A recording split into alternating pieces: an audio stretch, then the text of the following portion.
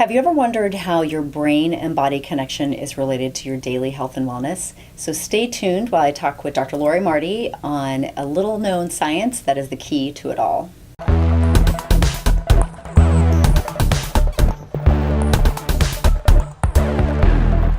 Hi, welcome to Sage Health TV, a weekly show where we give you tips on optimizing your health and wellness. So please like, follow, and subscribe below so you don't miss an episode.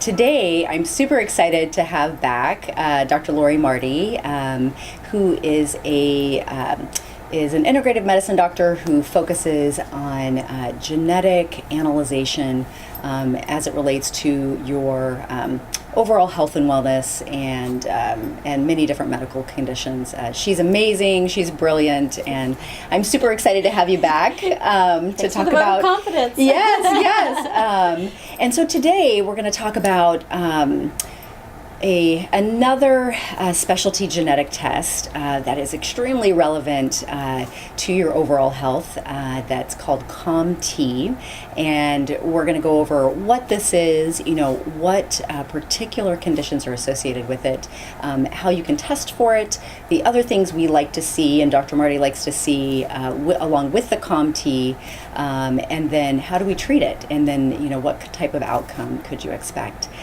So let's begin. So this can be a really complicated subject, and so we're going to do, and Dr. Marty is going to do her best we're going to break it down and try to keep this as simple as possible. Absolutely. But we want to let you know, please reach out to us if you have questions around this, because again, there are doctors, in the primary care field or other specialties that would probably even have questions. So we want to hear from you. So let's talk about what is COMT. Mm-hmm. I know we've talked before about MTHFR, which is part of methylation. So I'd like for you to check that out too, because there is a relationship there. But what is it? And then, and how, what's the initial function? And then we can talk about, where we see it. So COMT is also known as catechol-O-methyltransferase, COMT, or some people call it COMT. And it's actually my second favorite after MTHFR. I think it has the most health implications and does affect the methylation system and works alongside MTHFR. But it's not as well known, and so it goes under the radar for a lot of people, and unfortunately that can lead to some of the problems that people see with their treatment of methylation, or maybe they're just not getting the outcomes that they'd like to see. But the actual function of this enzyme is to break things down. So we call it a catabolic enzyme, and that enzyme will help basically eliminate from the body negative hydroxyl free radicals, and it actually also helps to eliminate compounds that we naturally make from methylation, such as our neurotransmitters, also known as catecholamines, and hormones like estrogen, and safely eliminate them from our body so that we don't have too many of those in the system. Right. And one thing I want to clarify, that when we're talking about free radicals, what we mean is a kind of if they're antioxidants that are protective versus an oxidant, which is a free radical that is negative and can damage your cells. I feel like it's important to make that distinction because this is where a lot of the problems come in with this enzyme that is not functioning well for people. So we're coming back, this enzyme is related to breaking down your brain neurotransmitters, also controlling and helping break down negative estrogens. Absolutely. And then negative particles that could be damaging your cells, the free radicals. And so, when we look at that, the conditions that they're associated with. So, if we're talking about mood, that would be like depression, anxiety, and other disorders, maybe bipolar, and going a little further. And then with hormone imbalance, we're probably looking at a lot of like estrogen driven, where you have high estrogen in relationship to, say, your progesterone, or just high estrogen in general. And tell me why that's a problem. Well, so actually I get a lot of referrals for hormonal disorders, and I know you probably see a lot of patients in your practice with that as well. But that's where this enzyme really makes a big difference in understanding how it functions, because it can really help you identify these hormone disorders and be able to treat them properly. And what's interesting about, we know that hormones are good, they have their functions, but the problem is when they're not being eliminated from the body. And so when we talk about estrogen excess or estrogen dominance, these are hot topics these days, because we understand that estrogen, although being a very wonderful hormone, in excess it can actually be very, very problematic and lead to things like premenstrual conditions such as bloating and mood swings, and then also endometriosis, a painful, often with heavy bleeding. These are things that we know that when you have too much estrogen in your system and it's not being eliminated, can lead to these types of clinical conditions. Right. And what we know is that the COMT enzyme actually not only safely eliminates these, but it really does help the cells so that these estrogens are not creating problems with various tissues in the body, such as breast tissue and uterine tissue and prostate tissue as well. Right. Coming back, so it's not women only. Right. It's men too that Yes. can have estrogen excess. And even as we were discussing before we came on camera, like mood imbalance also in men, there can be an estrogen, association there. And as well as, as we're seeing, probably a rise in estrogen-related, cancers, that, this is a piece of that, right? Yes, absolutely. Of your long-term health that, especially if you have a family history of an estrogen-related cancer, and that's going to be like breast cancer, uterine cancer, ovarian cancer.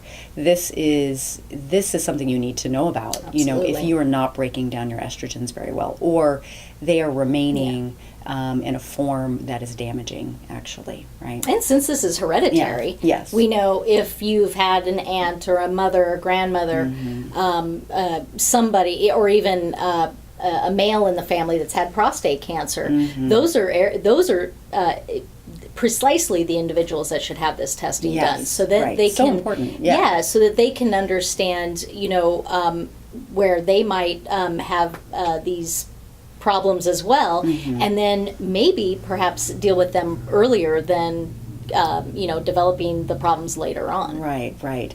And this is actually, we should have you back to just talk about estrogen. I know. Because we get estrogens in our environment, and Yes. so that can compound the problem. And then it also relates to mood. And so we have, the hormone imbalance that can affect how people feel. Obviously women tend to feel that during kind of PMS time, right? It's very obvious. Absolutely. But then also coming back to mood disorders, let's talk about how does this enzyme affect the brain? So the COMT enzyme is actually very active in the prefrontal cortex of the brain.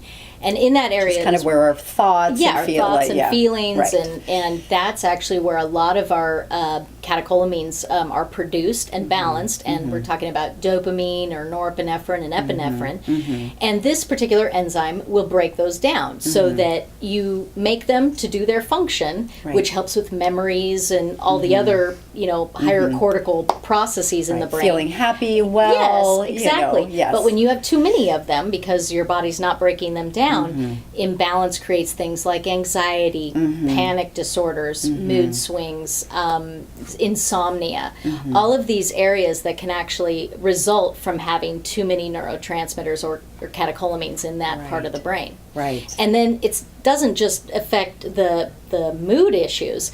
We know that things like dopamine, if you have too much of it, affects other areas of our body as well, such as our thyroid gland, which I mean, most people don't even know that there's a connection between the two. But those patients that you know of where they say, my thyroid, it's the numbers say that I'm at the right level, but I just don't feel like I'm getting all my thyroid functioning for me. And definitely, how often do you hear that? I hear it frequently. People being frustrated. Yes. They're going to their regular doctor, and the doctor's telling them, "I'm telling you, there is nothing wrong with your thyroid." Exactly, and they're so like, I'm not crazy. Those are the exact individuals who say, "Hey, maybe it's your COMT enzyme. Yes. Maybe it's not functioning right." And then the other areas that high dopamine levels can affect your gut function. So we've all heard of irritable bowel syndrome. Yeah. We know that this can actually be impacted by high dopamine levels. So if your COMT enzyme is not functioning well to break down dopamine, you're also going to get problems with gut transit times and cramping and things like that. Right.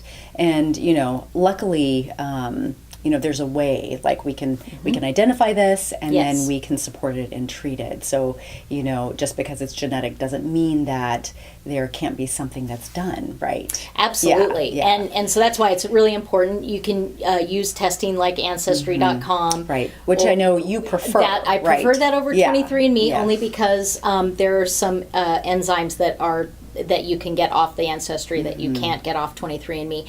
And one of them, such as MAO, which if I'm brought back, we will talk about that later on. But that can have an implication on this enzyme as well. And that is tested preferably on one than the other. So that's why I like the comprehensive nature from Ancestry. Right. But COMT is also very interesting, and this is why it's really important to do the genetic testing, is it's one of the few enzymes where if it's normally functioning, it can be problematic. I know, that blows my mind. Yes, absolutely. So if the enzyme is actually working at full speed, what's going to happen is you're going to break down your neurotransmitters too quickly. Yeah. And then you'll get things like overwhelming fatigue, brain fog, poor memory. And that's where we start thinking, okay, maybe you just don't have a lot of neurotransmitters because you're breaking them down too quickly. So it's actually better to have a good copy and a bad copy, what we call heterozygous phenotype. And but you can do that through the testing. And then what I usually do is I follow up the testing with a urine analysis, which would show the levels of these catecholamines. So you can actually know, what is my dopamine level doing? What's my norepinephrine what's level what's the brain neurotransmitters? And I know there's some additional testing that you like to do as well to kind of help see, again, whole picture, because again, we're looking at the estrogens, right? And we're looking at the many different forms of estrogens. Absolutely. So there's now companies like Genova Labs that will actually do these breakdowns of all these metabolites, so you can actually see, is my enzyme working properly and giving me the more healthy metabolites than the unhealthy metabolites that may actually cause problems. Right. So the estrogens, progesterone ideally, because there's a balance there. And I know we talked about magnesium is very important to know as far as, and magnesium is actually a cofactor for this enzyme. So this enzyme doesn't, even despite the genetic results that you have, if you don't have magnesium in your system, it's not going to function properly. Right. And since it's used, that particular, magnesium is used in hundreds of biochemical reactions. Absolutely. And so it's a necessary component for so many other things too. And this is one major reason why. Yeah. And then we're looking at, so great, we have the testing, Ancestry.com, and it can be ordered individually. So like your lab, your doctor can't order it, but it's hugely expensive, and that's where we save money, do the other one. That's and you get the $99. comprehensive analysis. You don't just get one or two genes, you get the whole analysis, which it is important, because there's ones that cross cover for others, and then that way you can kind of see how these things are going to work for you or against you in some cases. But it definitely is important to get a more thorough analysis. So then we're coming into, somebody has, the form that is not positive, and they're having mood imbalance, or they're having, some hormone issues. So what are some of the things that you would think about for treatment for COMT?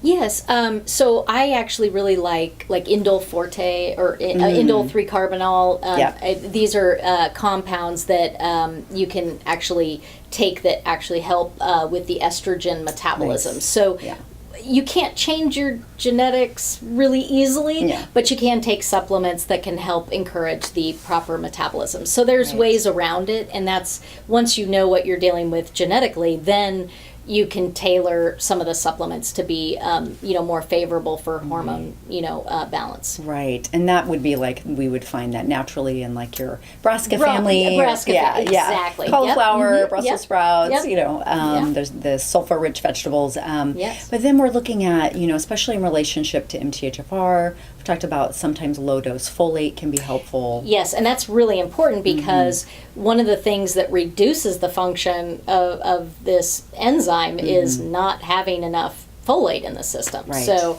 if you already have a situation where you have a dysfunctional enzyme and then you have low folate, that's going to make it even more dysfunctional. Right. So low folate status really is bad for this enzyme. But if you take too much folate, then what's going to happen is you're going to end up having too many neurotransmitters and problems. So it's really important to start with lower doses, which I know you're familiar with doing, and that's really the key, is that you need folate, but it needs to be at a dose that'll be very tolerable. And if you know what your COMT status is, then you'll be able to do the treatments much more effectively. Right. And that's where, I would say I've seen, where people have been put on, for maybe MTHFR, put on high dose folate. Yes. And that's the Deplin. And they're, maybe very, in the beginning, they feel okay. Initially they feel great. Yes. And then yes. They start getting anxiety. Yes. And they feel like they're crawling out of their skin. Exactly. Yeah. And that is dopamine. Yes, right. Is, too much of a good thing. Crawling all over the body. That's yes, right, absolutely. Right. You don't want too much. Right. And then there's some other cofactors that we might look at as well. But really, ideally we have a good look at the whole picture genetically, as well as like hormone levels, nutrient levels, including magnesium, and then make decisions from there also based on what people are experiencing. So absolutely wonderful. Well, thank you so much. Very welcome. This is cutting edge, people. You're going to start seeing books all over the place on this particular one. And in fact, I can think of one recently from one of our colleagues, Dr. Ben Lynch. But any questions? Dr. Lori Marty is an incredible resource. You can reach her. You can find her at her website, LoriMartyMD.com. Right, and we are definitely here, for you to answer questions in this area. So thank you so much for joining us, and we look forward to seeing you next time. Thank you.